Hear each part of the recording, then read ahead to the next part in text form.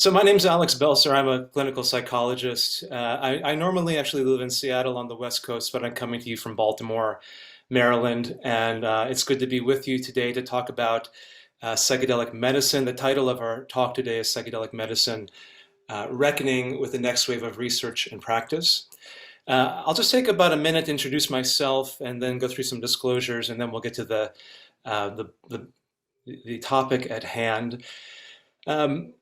I started getting interested in psychedelic medicine in the late 90s when I was an undergraduate in college. There was really almost no research being published at that time, and going to psychedelic conferences was sort of an esoteric event. There were very few, and there were not peer-reviewed papers.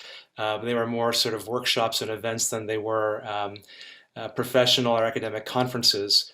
But that, as you may have seen, has changed dramatically, certainly in the last 5 years, but over the last 15 years or so. My background and the reason I was asked to speak with you today is I've been running psychedelic clinical trials for the last 15 years, starting in 2006 as a founding member of New York University's Psychedelic Research Group. We worked mainly with psilocybin as a treatment for anxiety in cancer patients, depression, alcohol use disorder, as well as with healthy normal volunteers. I also worked for a number of years at Yale on helping with the trial of psilocybin to treat major depressive disorder, as well as I'm a co-investigator currently on a trial for the very difficult to treat condition, obsessive compulsive disorder, or OCD. I am the Chief Clinical Officer at Cybin. We are a psychedelic therapeutics company that is looking to bring medicines through the FDA and other regulatory processes. And so I am, most of my experiences with psilocybin. I've also been a sub-investigator and a therapist on MDMA trials, MDMA-assisted psychotherapy for the treatment of post-traumatic stress disorder, PTSD, and I get to work with ketamine as well in the psychedelic dose range. I will start sharing my screen. I'm really excited to share this with you. I'm passionate about psychedelic medicine. I assume that most of the people in the audience here have some exposure to the recent findings in psychedelics because they've been blockbuster findings, breakthrough therapies. They've certainly garnered quite a bit of news and interest. I'll do my best to review the sort of current state of the research and then look towards controversies in the second half of the talk, challenges, etc. If you do have a question, there is a Q&A. My understanding is the chat is not on for this, but the Q&A is on. I will attempt to leave something like 10 to 15 minutes at the end for questions, and so please put them in there. And with that, I will go ahead and share my screen. Amy, let me know if you see what I hope you should see, the title page. And my affiliations are with Cybin, Yale University, and also a nonprofit that we started now on the board for, Nautilus Sanctuary. We run MDMA clinical trials in New York City for MAPS. Some disclosures in the last 3 years. I received funding from the following organizations, including some universities, MAPS, Hefter, which funds a lot of the psychedelic psilocybin research, Synthesis Institute, which is a training institute, Chacruna, which is hosts a variety of talks, including Queering Psychedelics, a conference for LGBTQ, sexual and gender minority folks at the intersection of psychedelic research and culture, as well as gender and sexual. And previously, as at Adelia Therapeutics, I'm at Cybin as their Chief Clinical Officer. Okay, so why are we talking about psychedelics? Here, this is in Nature, just sort of like the significance of what we're looking at. The number of clinical trials, each clinical trial here is a block. The gray blocks are psilocybin, the orange blocks are MDMA. We have a few LSD trials in this. This is actually already way out of date, even at only a year old. We're just seeing sort of geometric growth. This is a chart from 1950 all the way through last year of publications that focused on psychedelic research. Again, you start seeing things really taking off. When I first started getting into this, we would pore over every publication, line by line, looking, and at this point, I can barely keep up with the abstracts. There's just so many hundreds of publications coming out each year. There's been an explosion of Research One institutions coming into the space, starting and led by, of course, places like UCLA with Dr. Charlie Grobe and Alicia Danforth's research with psilocybin and with MDMA at Harbor UCLA. Also at, of course, Johns Hopkins, our team, very proud of our team at New York University and my teams at Yale, and the good other work of colleagues in both of those places, as well as Imperial, etc. The thing I want to focus on is, and before we get into some of the history, is just how compelling some of the findings are. I think it's still a question as to whether or not we understand why the clinical efficacy for some of these compounds is so promising, why there has been such an explosion, not just in universities, but an explosion in investment funding and industry funding. It's now psychedelic medicine, a $2 billion a year industry. We've had the Food and Drug Administration grant 3 BTDs, which stands for Breakthrough Therapy Designations, one to MDMA as a treatment for PTSD. I was a therapist on that trial. One to Compass Pathways for psilocybin for treatment for TRD. I was, disclosure, of formerly on their board of advisors back when they were a nonprofit. And also one to USONA, a nonprofit organization, for psilocybin as a treatment for major depressive disorder. So the FDA seems to think there's something worth hastening the research pipeline a little bit. And so I'm going to review some of the top findings just real briefly. Here we see in our trial at New York University, this is with people with anxiety and depression related to cancer, 29 participants. And for the HADS and the BEC, when you look at depression scores, you see at that first line they're receiving either placebo or active study drug, which is in this case 0.3 milligram per kilogram of psilocybin, the active component of magic mushrooms, or what are called magic mushrooms. And we just have very large effect sizes, not just differentiation from placebo, but Cohen's d sizes of greater than 1. These are of very large magnitude effect sizes, oftentimes twice to 3 times what you would see in the best peer-reviewed, SSRI, SNRI literature in terms of differentiation from placebo. Top-tier journals, including this that came out just recently in the New England Journal of Medicine.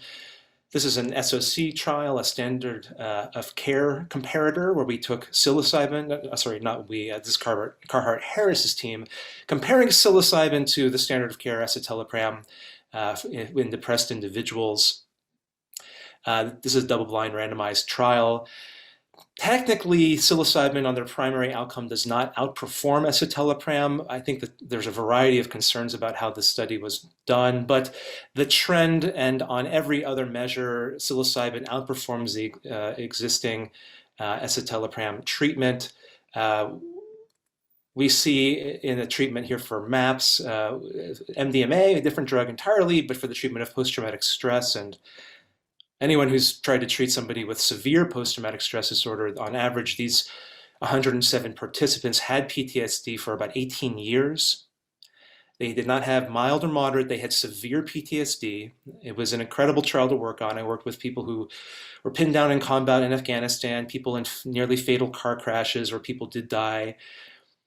In this very intensive trial with MDMA plus psychotherapy, a full year afterward, a full 12-month follow-up, 2/3 of the people no longer met criteria for PTSD. We had 2/3 remission or no longer meeting criteria. This is published in the Lancet Psychiatry. Corollary findings on a similar study. This is MDMA-assisted therapy for severe PTSD. This is published in Nature Medicine. Placebos in blue on the left. MDMA treatment is on the right. You get 3 sessions with MDMA in this trial, and what you're seeing is nearly 80% response. So the darkest red is full remission.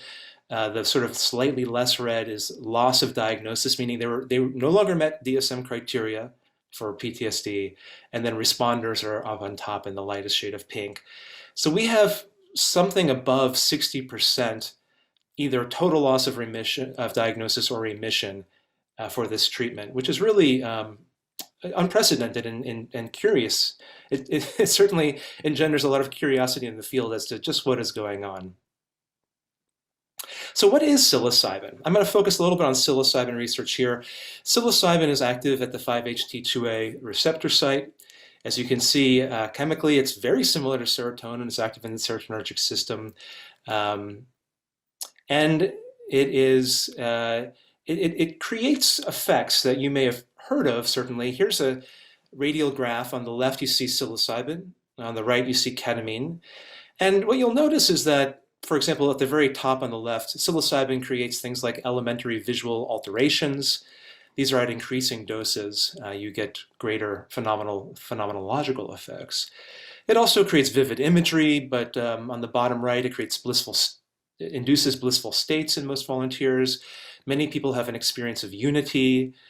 Ketamine has a slightly different signature, and every psychedelic medicine, and there's Sasha Shulgin alone synthesized over 250 novel psychedelic compounds. There's hundreds, if not thousands, of different analogs.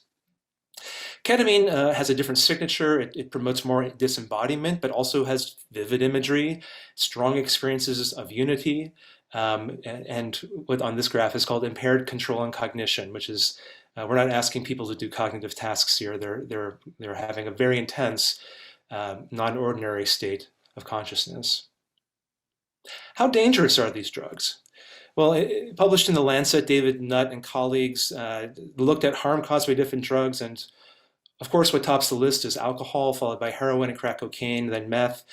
At the very bottom of the list is mushrooms with a very minimal potential harm to others. These are non-dangerous drugs. In animal models with classic tryptamines and phenethylamines, animals do not self-administer. They're non-habit forming, non-addictive, even though they are considered Schedule I drugs in the United States. Here we see an interesting chart. If you look in the bottom left corner, there's LSD and psilocybin. So they have a very low dependence potential. That's the y-axis. And on the right, this is the sort of clinical effective dose ratio, your active dose over your lethal dose. It's very hard to overdose on these medications. People do have behavioral concerns if you take too much psychedelics, but unlike drugs like heroin, for example, where you may only need to take 4 or 5 times the active dose to actually die to arrive at LD50. These drugs are relatively safe. And in a safety and tolerability pooled analysis of 227 administrations of psilocybin, we see no serious adverse events, no hospitalizations. All of the acute adverse drug reactions are managed via interpersonal support. So what's important to understand about these medications is that almost nowhere are they being administered solo. These are combination treatments providing both medication, psilocybin, for example, with adjunctive psychotherapy, supportive psychotherapy, some sort of integrated psychotherapy. It's a combination treatment. And for safety reasons, it's considered a combination treatment. People work interpersonally to mitigate risk. This may not be a surprise to some of you, but it was to most of us, which is that in the 1950s through the early 70s, in psychiatry, hallucinogen research, psychedelic research, was actually quite common. There were over 1,000 peer-reviewed papers published on psychedelics. It was common practice for doctors in their residency programs to self-administer or to administer to each other psychedelics in order to understand what psychosis might be like, in order to have experience of non-ordinary consciousness. Unfortunately, this was with over 40,000 different subjects. So this is the hidden history in the West in the 20th century of psychedelic use, but most of these studies were open label methodology. And this was all shut down when Nixon signed the Controlled Substances Act into law in 1970. However, there is a deeper history, and you may not see this in a standard ground rounds, but I think it's important to recognize that psychedelic mushrooms, for example, are found on the 6 inhabited continents of the world. In fact, they're found across cultures and timelines, even in our Hellenic tradition in the West. We see here a relief of Demeter, the Eleusinian mysteries, in which these mystery rites, the kykeon, which was believed to be a psychedelic plant medicine, was administered, and we have documentation evidence of this in the Phaedra by Plato. We believe that Socrates, Plato, Aristotle, Sophocles, Plutarch, Hadrian Julian and Cicero, the sort of Hellenic fathers, if you will, certainly they're all fathers here, all took psychedelic medicine as part of an approved cultural rite. We see similarly the oracle at Delphi, perhaps the most important of the Greek traditions, potentially that contained ethylene gas, which was known to cause euphoria and helped with the administration of the divination process. In the East, in India, we see the Rig Veda, one of the oldest ancient sacred texts of humanity, the Soma. The Soma is clearly some sort of psychedelic plant that causes visions, is widely believed to be psychedelic and hallucinogen in nature. There's quite a bit of scholarship debating exactly which plant it could have been. But also in North Africa, we see what here is a famous depiction of what's called the bee shaman. You can see clearly the outline of mushrooms. This individual is holding mushrooms in their hands. Mushrooms are growing around the entire circumference of their body. This is from Algeria in a cave painting dated to 9000 before the Common Era. We know of the tradition in the West, the Americas rather. Here we have 200 remaining that were not destroyed mushroom stones found in the Guatemala highlands in the post-Mayan civilization. We have accounts that the rest were destroyed by Spanish colonialists. Here we have a terracotta figure from Veracruz in Mexico, pre-Hispanic, dated to 300 CE, Common Era. Here we have in Colombia, further south, gold statuary, clearly depicting mushrooms and coiled winged figures from the pre-Hispanic area, 1200 to 600 CE. We have a written account from Spaniards of the Aztecs in the Mixtex Codex of individuals taking mushrooms. These are merchants in the Aztec culture taking mushrooms and having visions that are not dissimilar to the experiences that we see today. And finally, or next to last, the word shaman itself derives from Siberian shamans of the Siberian steppe, which are known to use both psilocybin mushrooms as well as the famous red-capped psychedelic Amanita muscaria mushrooms pictured here. Lastly, in the United States, we actually have a religious right, some individuals do at least. The United States Supreme Court ruled under the Religious Freedom and Restoration Act that the Native American Church, the NAC, could use peyote, a psychedelic cactus, as its sacrament. And this is the gateway to the first federally licensed peyotera in Miranda City in Texas. This was only 15 years ago.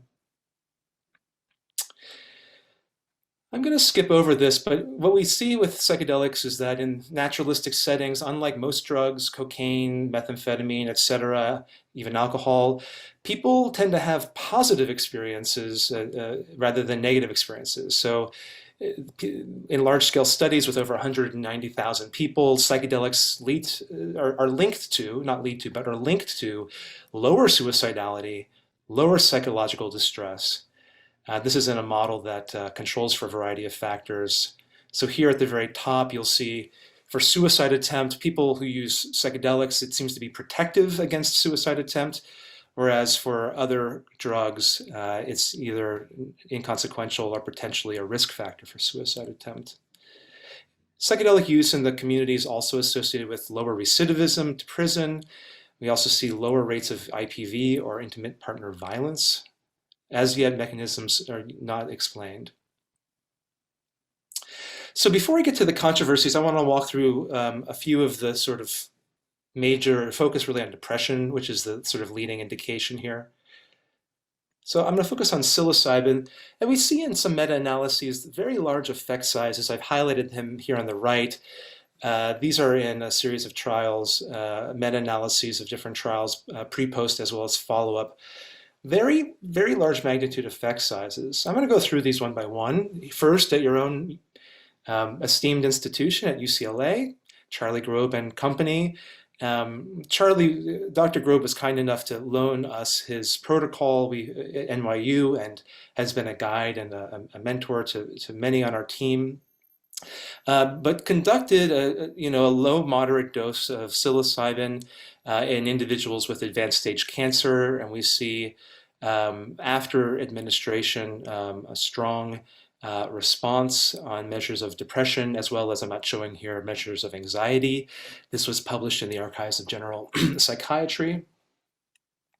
We, in a sister study at NYU, have already showed these results. Here on the HADS, we see after the first line in this crossover trial, strong differentiation of psilocybin versus active placebo, niacin placebo. Same thing with the Beck depression inventory. This is in 29 participants in a double-blind randomized placebo-controlled trial. And when we look at response rates for depression on the Beck, we see here in pink psilocybin percentage of people with depression that no longer met criteria for depression under the Beck. We see greater than 80% remission 1 day after session. So we saw very rapid improvement. It doesn't take weeks necessarily or months. There's also improvement up to 26 weeks later, but we followed up these individuals up to 4 years within group, and people still attribute some of their benefit to the experience of a single dose of psilocybin. A leader here is the good folks at Hopkins, Roland Griffiths, Matt Johnson and company, Bill Richards, Mary Cosimano, and their trial also in individuals with cancer is very compelling. Here we see, and I realize we could spend an hour on any one of these and we can discuss the pros and cons of study design. We'll get to that a little bit later, but I just want to show you some of the highlights of the work that has happened. This is published in the Lancet Psychiatry. It's an open label trial by Robin Carhart Harris and team. And you see these three colored bands. These are depression scores. Severe depressions in the top band, mild or moderate depressions in the blue band in the middle, and no depression is when you fall below a score of 10. So you see it at the beginning of the study enrollment, people are moderately to severely depressed. After a high dose of psilocybin, their scores, these are individual trajectories, drop significantly. Severe people become less depressed, mild to moderate people become non-depressed. There's even some people with severe depression that become non-depressed. Some of that is kept out to 3 months and some of that falls off. There's a follow-up study. Well, here's the same study. We see very strong Cohen's d sizes of greater than 2. Those are in red along the bottom on the QID scores. And so this was followed up by a similar team in the escitalopram study that I showed earlier. Here is a recent study from last year by Davis and colleagues looking at 24 participants. This is psilocybin-assisted psychotherapy for major depression disorder. This is a waitlist controlled trial, so maybe not the best design, and yet we see very strong effects in these groups.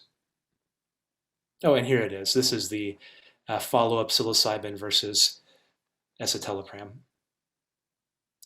Psilocybin, in terms of the mean change on the QIDS SR16, is significantly better at some time points, but not others.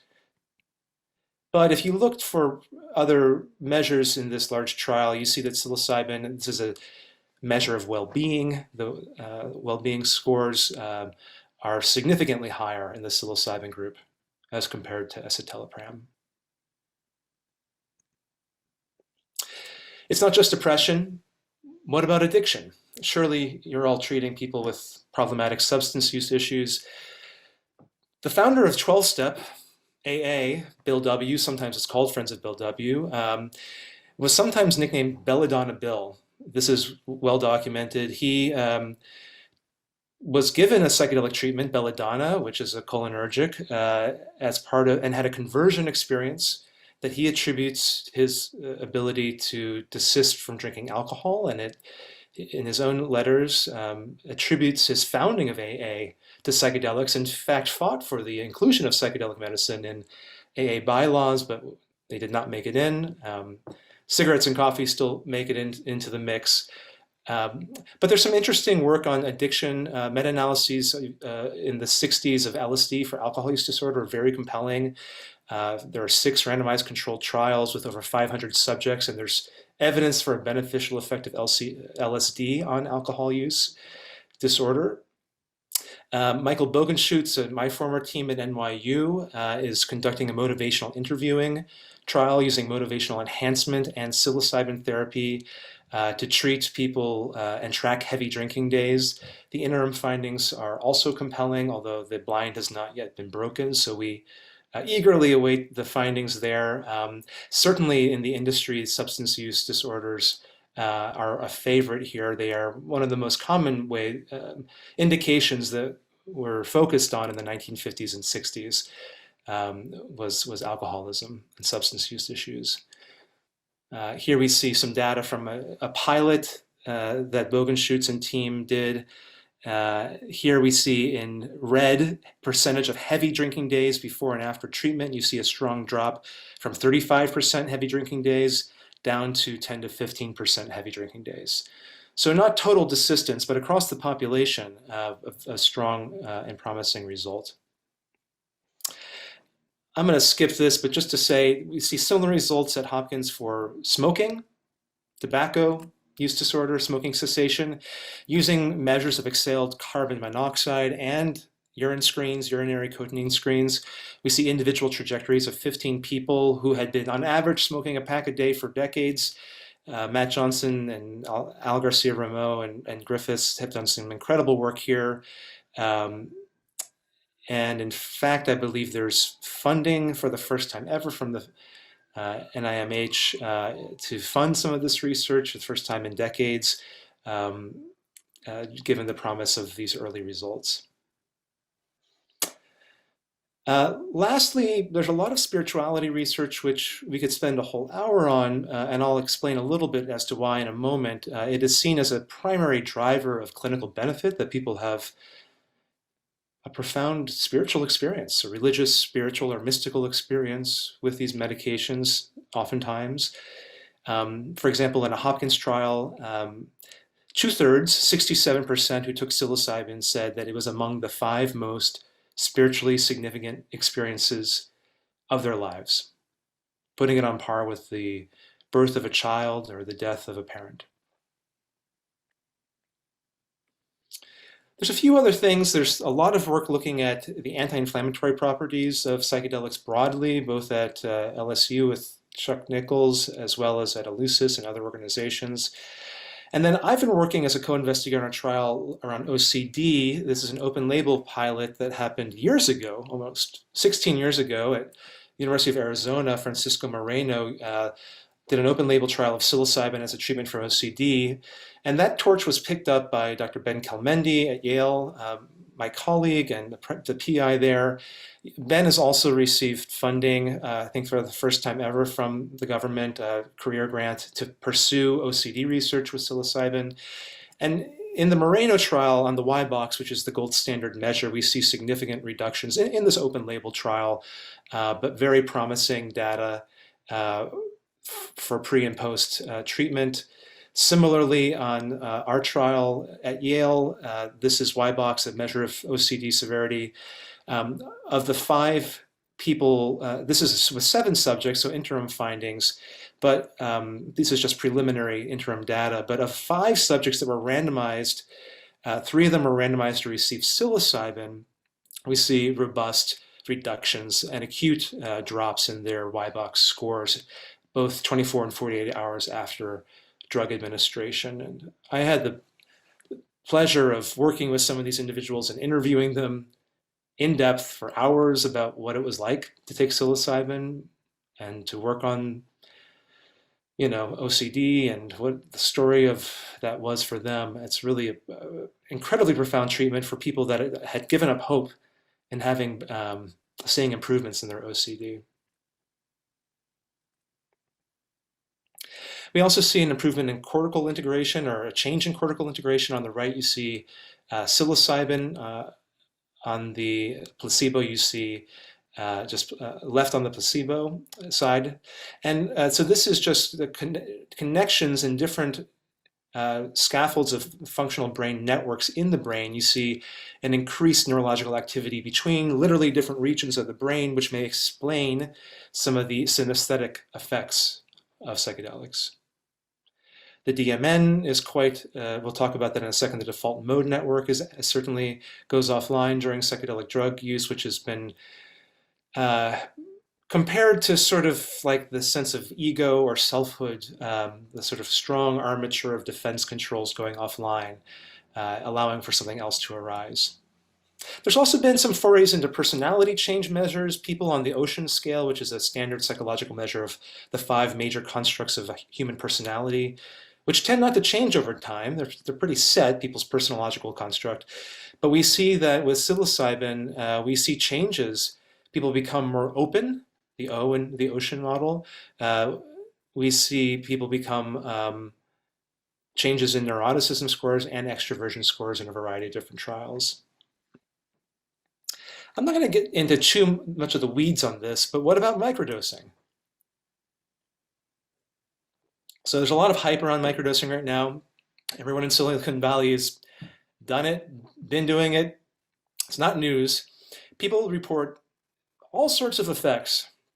Unfortunately, there's very few well-controlled trials, but people report improvements in connection, contemplation, creativity, focus, well-being, depression, anxiety, productiveness, etc. And there's some studies that seem to suggest that. However, in a recent self-blinded citizen science trial with 191 subjects over 4 weeks, people self-blinded and either took microdosed psychedelic or a placebo. All the groups improved, including the placebo equally. There are no significant between group differences. What this means, as far as we can tell, at least with this early research, is that microdosing benefits, and microdosing is 1/10 the dose that we might give in a clinical trial. At that dosage range, 1/10 the dose, the placebo effect explains everything. And we know in medicine that the strongest effect we have is the placebo effect. People do actually get better. They just don't get any better than people who are taking sugar pill.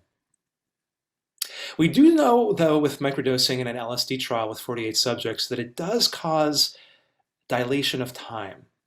People experience time in a slower way, which a measurable way, using a digit tapping tasks. This team was able rather to detect supersecond temporal dilation under even microdoses of LSD.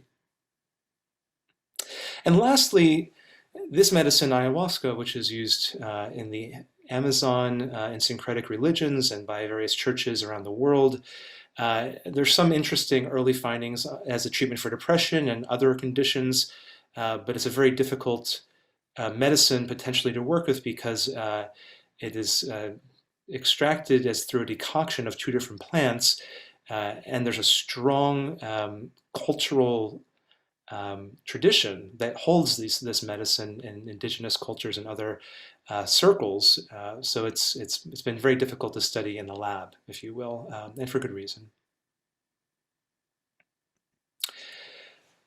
This is what a treatment room may look like in a psychedelic trial.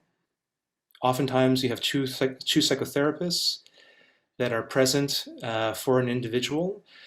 There's oftentimes multiple sessions of preparatory psychotherapy, talk therapy beforehand, before you actually have the medication session itself, which is usually an all-day session. And then you have multiple sessions of integration afterward.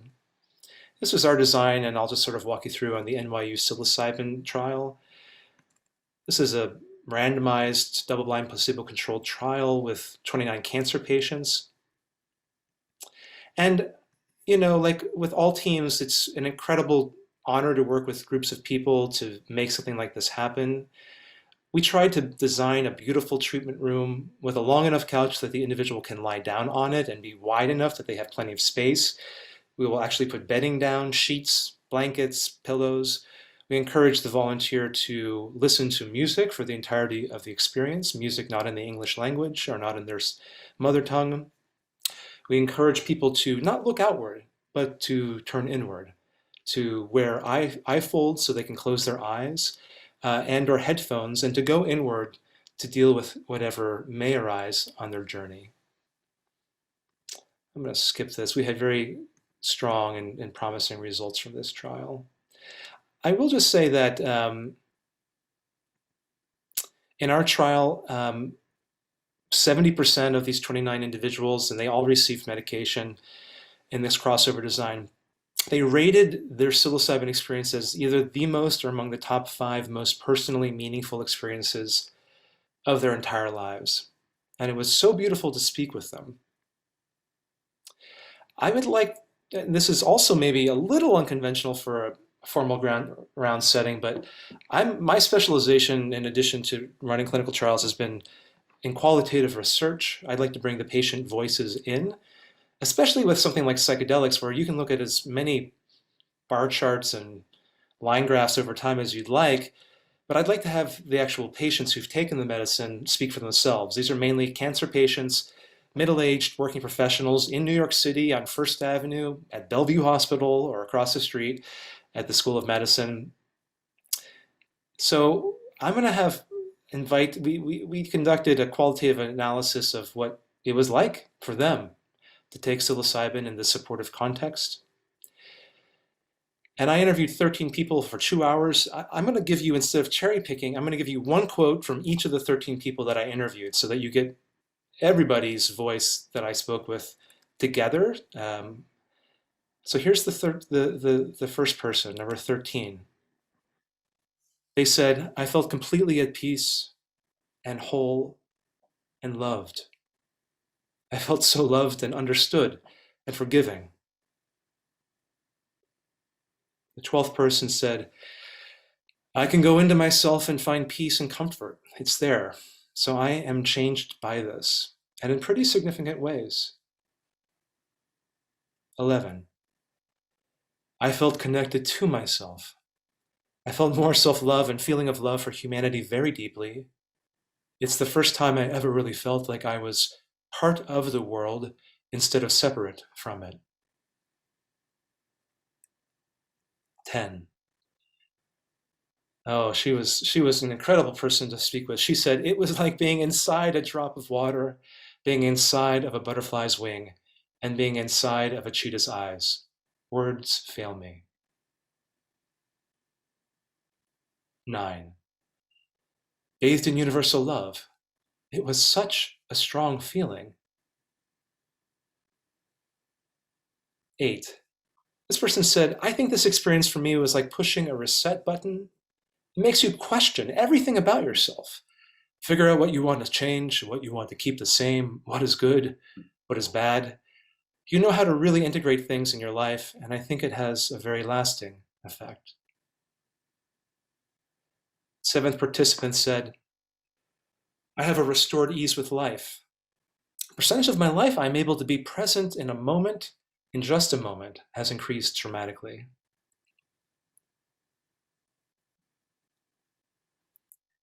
6. "I kind of felt like that was my umbilical cord to the universe, and that this was where my life would be drained from me someday, and I would surrender it willingly when my time came, and that was just so profound. And then and then I started hearing, I choose this. I chose this knowing how it would end." 5. Part of this is I've come out of it not afraid of cancer. That's a pretty life-affirming thing for me. 4. I felt a kind of joy and sorrow all at once. It probably looked more like sorrow, but sorrow has never been so beautiful because it is indescribable, because it's of the highest calling, gratitude, gratitude for life. This person said, "How do you explain infinity? What do I tell you? What word do you want me to use to explain infinity? Because that is what I am feeling. I am experiencing infinity." And just to clarify, these are interviews I'm conducting weeks to many months post-session, so they're not under the influence of any substance at this time. 2. You just see with your own eyes that that's what happens after you lose your body, and there is nothing to be afraid of. And lastly, 1. My heart was an energetic field that I was able to work with. There was no sense of theoretical mental gymnastics. It was all in the realm of the heart. And that's where the whole thing took place. So I'd like to spend the last few minutes outlining some major controversies that the field is grappling with right now. These are some big debates in the field. And here's a list of them, but I'm just going to get right into it, and then we'll have some time for questions. What is going on? To explain these quotations, these effect sizes, how do these drugs work? We know they take psychedelics, something happens in that black box, and then people have symptom reduction across different diagnoses. I'm going to outline 3 major mechanisms of action to answer this question, how does this work? And it's not a simple MOA answer. Certainly there's the neurobiological, but there's also psychological and mystical hypotheses for which we have evidence. This platform in psychotherapeutic intervention is a combination. So there's independent effects of the psychotherapy, the drug, and what we're calling here psychedelic-assisted psychotherapy means that the psychedelic assists the psychotherapy in affecting change and symptom reduction in the client. So we see both independent effects, interactive effects, but also enhanced intereffectiveness of each. And you have the therapy there for safety so that people are in a well-controlled and supported environment where they have a sense of trust and rapport with their therapist team. We're not just taking this at the concert or out in the park. There's a whole host of people's favorite neurobiological mechanisms, and I defer to other experts in this field, but there is evidence for and potentially complementary reasoning for a variety of different mechanisms, including 5-HT2A downregulation, activity in the glutamatergic transmission of the prefrontal cortex, increased AMPA, reduced default mode network activity, which is a sort of a fan favorite at this point. We see increases in BDNF levels, which is associated with learning, adaptation, and neuroplasticity, including synaptogenesis through the use of psychedelics, which we have evidence for. We also see increased functional connectivity here between different regions of the brain. And lastly, psychedelics are very potent anti-inflammatory agents. If they weren't psychoactive, we would be using them as anti-inflammatory drugs. So there's a strong look to using psychedelics in the treatment of inflammatory diseases, including, for example, cognitive impairment and Alzheimer's. And so this is from a recent publication, a schema of the different neuroplasticity mechanisms. And so the joke is, so this is how it works. It's obviously very complex, but it's not just the brain. It's also, I think as a psychologist, I'd like to point out the virtue of psychological mechanisms.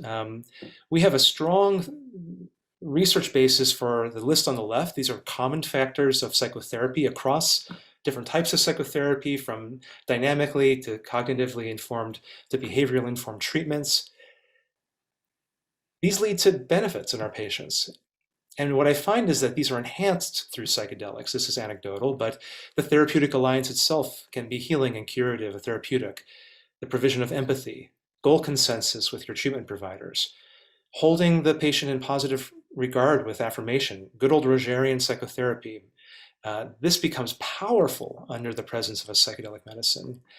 But also on the right, there are things that are unique to the psychedelic experience that I've written about and others, including cognitive flexibility, the potential for very rapid relational or attachment style repair or change. People have all the feelings, sometimes they joke, increased emotional range, increased expression, increased catharsis. People frequently report feeling joy, bliss, or love, but also some very difficult experiences. People have strong experiences of the body. These are not just cerebral experiences, they're somatic, in the body experiences. We see alterations to identity, people, how they see themselves, what their life story is, how they narrate their own experience. And these bad trips, these difficult, transient experiences of panic, anxiety, fear, distress, we see that these are well managed because there's strong rapport with the therapy team, and that these difficult or challenging bad trip experiences actually are sometimes a necessary precursor that lead towards positive change and including blissful experience afterward. They are not necessarily a bug with psychedelics, but a feature, something that we need in order to address deep change in patients' experience. And lastly, there's the mystical experience hypothesis. And what this means is that when people get psychedelics, they tend to score high on a measure called the mystical questionnaire, mystical experience questionnaire. And in over a half dozen trials now, we see that that mediates improvements in anxiety, improvements in depression, and less cocaine use, less drinking, less smoking. Unfortunately, the mystical experience questionnaire is only one of many mediators. It's not the whole story. So here we have a depression score. We do see MEQ being a mediator, but it only explains 13% of the variability of improvement. So when people have a strong mystical experience, 80% of their improvement is due to other factors that we have yet to fully explain. See something very similar with anxiety in this trial at Hopkins, where there's just a lot that we still don't know.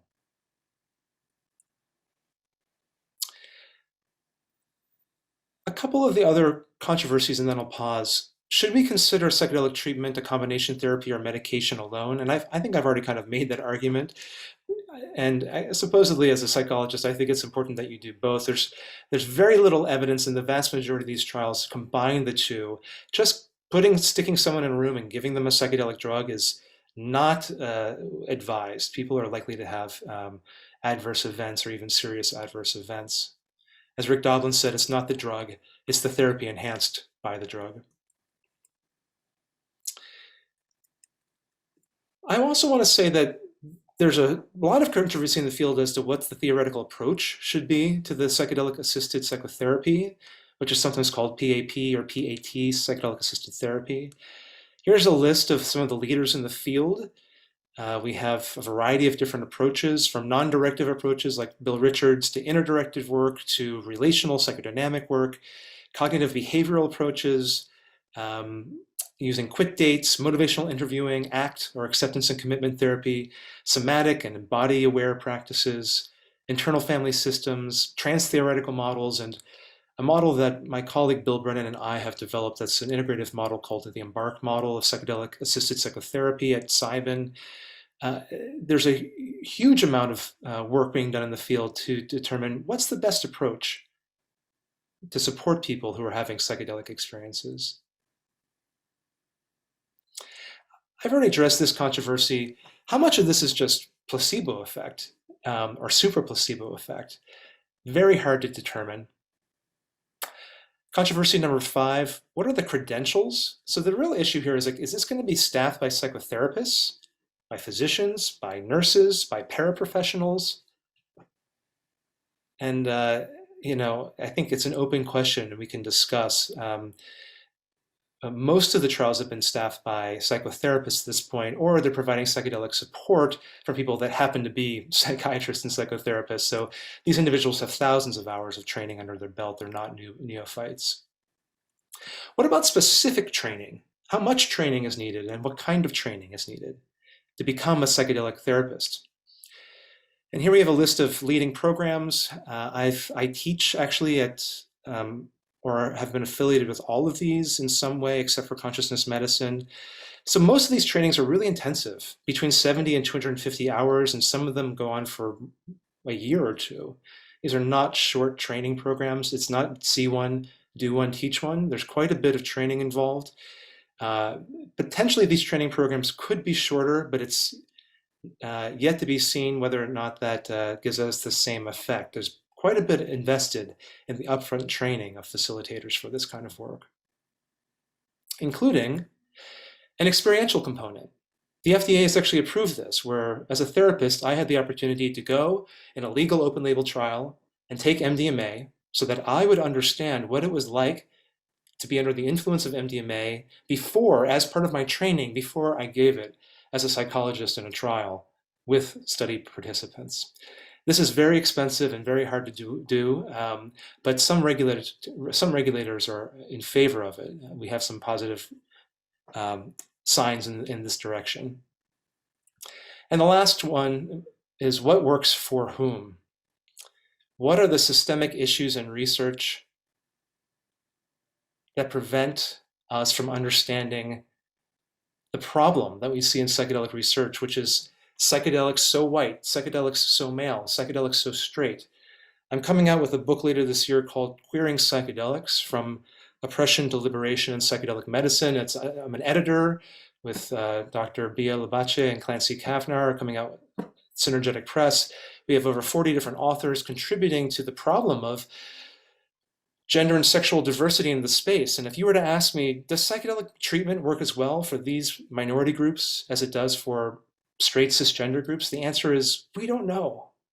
Nobody's actually run the subgroup analyses with sufficient numbers to tell you. Same for racial and ethnic minority groups. We just don't know. And if our practice is to be evidence-based, or if our treatments are to be evidence-based, we need to share and standardize our assessment tools, run meta-analyses with subgroup analyses so that we can answer meaningfully the question of what works for whom, and make sure that we're not instantiating new gender, race, and other asymmetries in our research practices that exist in our society.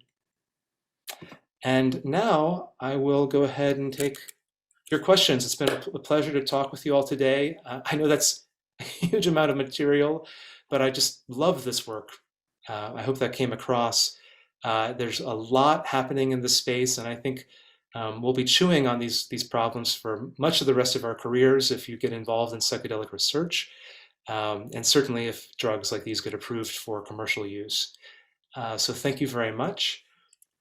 I'm going to go ahead and stop my share now and look at the question list. The first question I will take, I am not in my own home, and I cannot tell you what kind of bass guitar is that. It's my father's. I'm not the musician, unfortunately. I wish that I could claim as much, but I happen to be visiting this week, so here we are.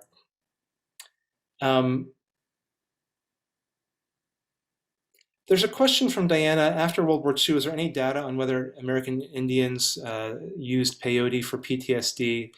There's some really interesting research on in ayahuasca churches from Marlena Dobkin de Rios and Charlie Grobe at UCLA and others around the use of ayahuasca. In communities that use ayahuasca biweekly in circle work and group work, we see some really incredible, these are not randomized trials, these are self-selecting groups of people, but they tend to have greater rates of well-being, lower rates of depression, lower rates of anxiety, lower rates of problematic substance use. And many of the individuals in the ayahuasca community come in with a history of substance use.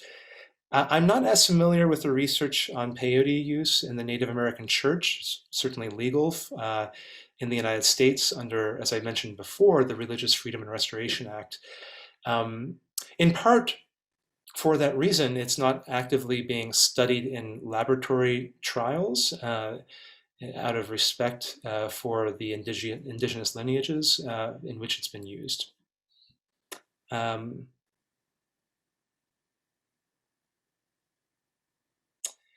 One person asked, does prior recreational experience with psychedelics influence the therapeutic experience?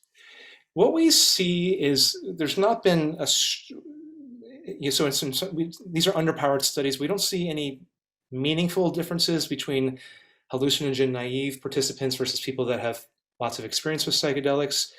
For people with prior recreational experience, many of the clinical protocols exclude people who maybe have used psychedelics quite prolifically, in part because maybe they've already reaped some of the benefits of psychedelic use, and we want them to be somewhat naive in order to come into the trial. On the other hand, for people that have no experience with psychedelics whatsoever, are totally naive, and this is, as a psychologist in my private practice, and when I teach, oftentimes the people who contacted me are people that have never taken LSD, they've never taken MDMA, they've never even smoked cannabis, but they've heard about the research and they want to take psychedelics, or they want to give psychedelics to a loved one. For these individuals, usually the first time with psychedelics can be quite an event.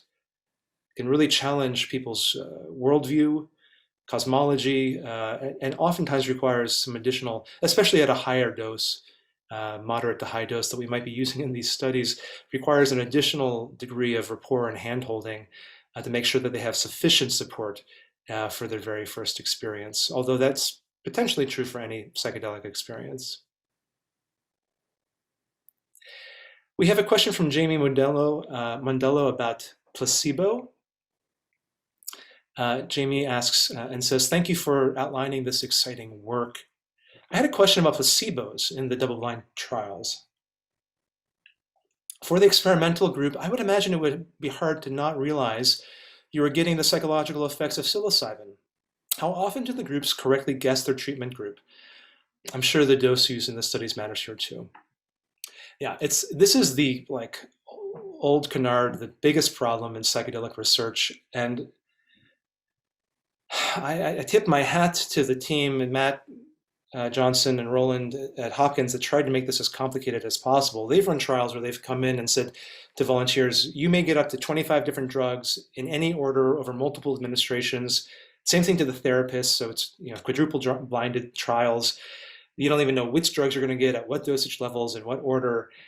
And yet, even with all of this sort of work around placebo, including giving active placebo, for example, active placebo is not just an inert sugar pill, but actively giving the niacin, which is being used in the USONA trials, the FDA pivotal trials right now, actively giving a low dose of psilocybin, which is actively being used in the Compass Pathways trials that they're running phase 2, phase 3 trials soon.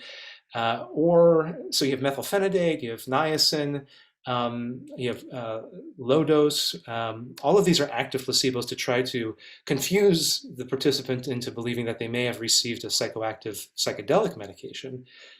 In terms of the masking, though, the masking is not great here. Clinician-administered masking and patient assessments regarding masking, whether or not they thought they got the medication, vary. They're not being administered in all trials, but some data suggests that they get it. They can guess even up to 4 times out of 5. They might get it wrong 20% of the time. It depends on the dosage, certainly. It's very difficult methodologically to control for that. And certainly in the gold standard, the RCT, you're trying to distinguish between a randomized treatment arm, the control arm. But if people know that they're not in the control arm because of unmasking, it's a problem. Now, we can look at within group effects, right? People got medicine and just look at pre-post measures. You can look at standard of care comparators, which some of the European regulators are looking at. It's okay, you can do psychedelic research, but instead of just comparing it to a placebo, compare it to leading gold standard treatment like escitalopram. And that may be the methodological way forward.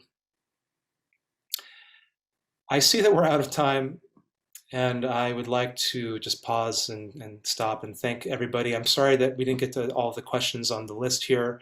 It has been my pleasure to talk with you a little bit about psychedelic medicine. When I started giving these talks 15 years ago, people were very cautious and very cynical. The landscape has changed, and the direction of the wind has changed. If you are interested in getting involved with psychedelic research at UCLA or elsewhere, there is a huge wealth of opportunity, and clinically, as a clinician and as a researcher, it is quite moving to be a part of, and challenging and difficult, but quite moving. I encourage you, and it's nice talking with you all. Thank you so much. Take care.